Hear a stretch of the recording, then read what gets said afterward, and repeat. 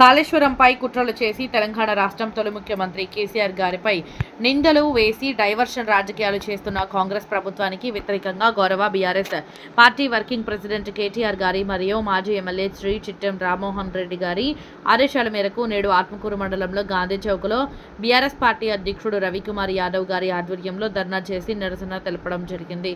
ఇట్టి కార్యక్రమంలో BRS party నాయకులు, కార్యకర్తలు, విద్యార్థి, యువజన నాయకులు తదితరులు పాల్గొన్నారు.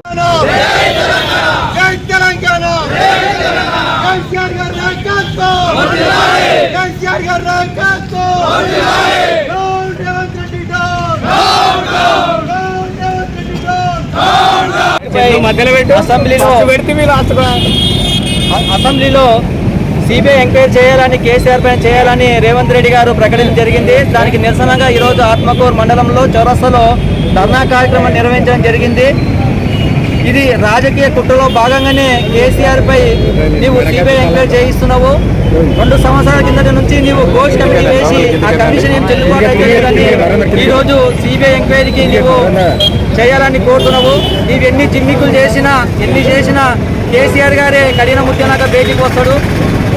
తెలంగాణ ఉద్యమ కాలంలో ఎన్నో అరెస్టులు, ఎన్నో ఎంక్వైరీలు, ఎన్నో ఏజెన్సీలు వేసినా కూడా ఆయన తెలంగాణ సాధించిన వ్యక్తి కేసీఆర్ గారు.